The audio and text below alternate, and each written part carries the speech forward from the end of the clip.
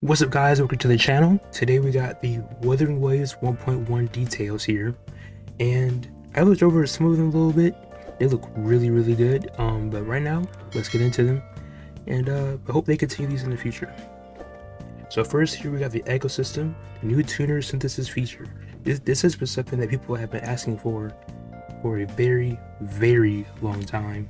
Well, I guess not a long time, just like the first week the game came out, people have been asking for it, because it is very weird that we didn't have this in the beginning of the game, but I can understand why they wanted us to use our four-star echoes at some point, I guess, which I don't really understand, but hey.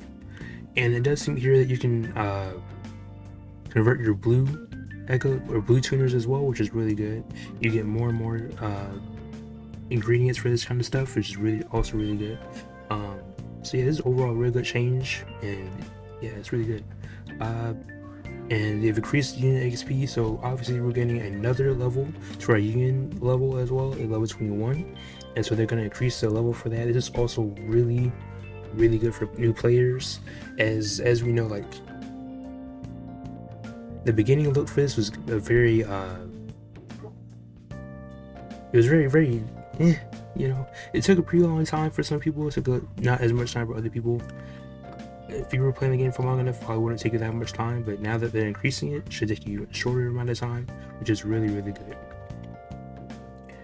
Okay, so the higher cost range for echoes rewarded for activity points. This one I was a little confused by, but obviously as you read it, you understand that for reward points, they're giving more 3 and 4 cost echoes, which is really good. I'm just gonna say that pretty much the entire time, that they're really good,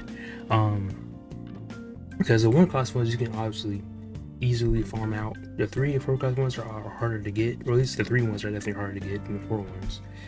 But if you don't know, the 3 ones have energy cost, whatever elemental bonus, things like that. As we know here, the level 21 is going to be the new level cap for this, and we're getting a new, I don't know if there's a new area, I'm not sure, I think it's a new area, but it's Mount Firmament. So Mount Firmament is kind of sort of similar to Dragon Spawn, only in aesthetic, like only in that there's a whole lot of snow, a lot of ice. That's about it. I don't think we're gonna have that annoying health decrease thing that was going on. But we're having new events come on here. We got Mount Firmament Echo Transformation. This is where we transform into an echo called Clang Bang. Pretty funny name, I like it. Might be my favorite echo as of right now. And it's pretty much an echo puzzle, so we're gonna get more echo puzzles as we go. My only issue with this is that unless it's like the other events where you just transform into it and you do the event or you do the puzzle and you can transform out, my only problem with it would be is if we have to have it in that top spot on our characters in order to do the puzzle. That would be pretty bad.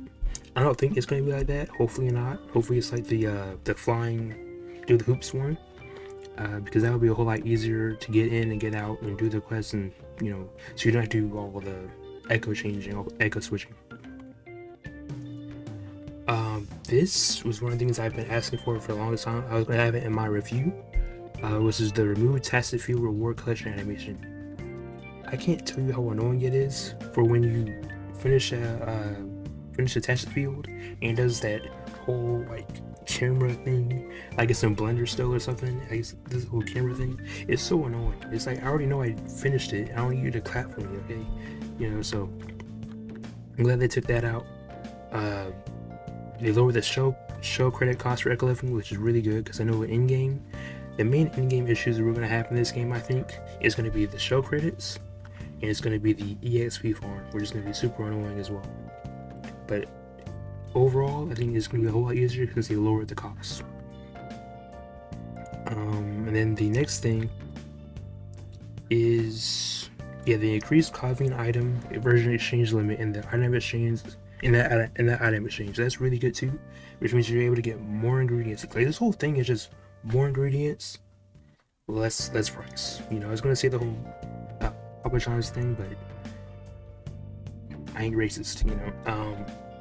Yeah, we got preview other events that are coming up. Great, we got 7-day event.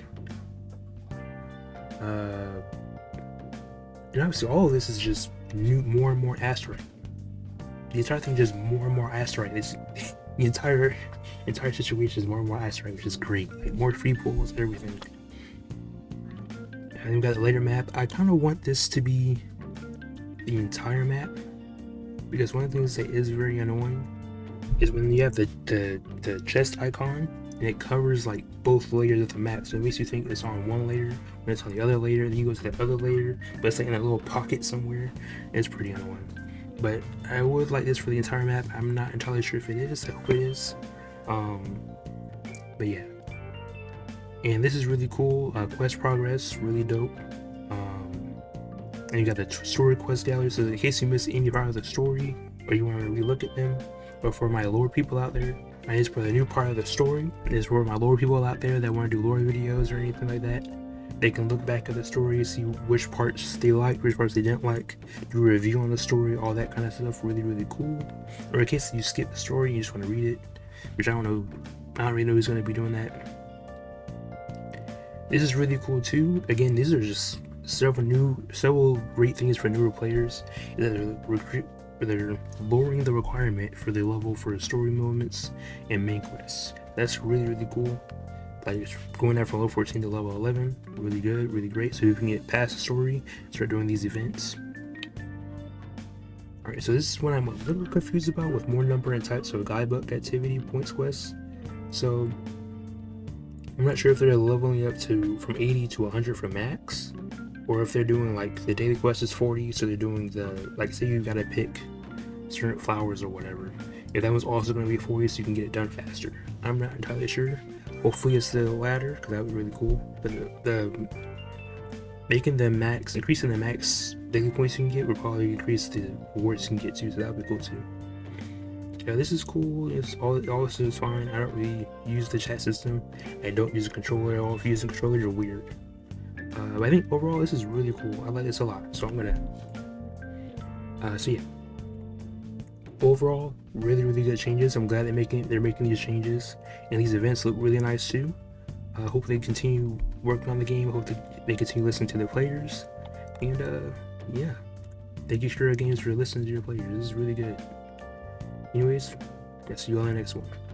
Thanks for watching.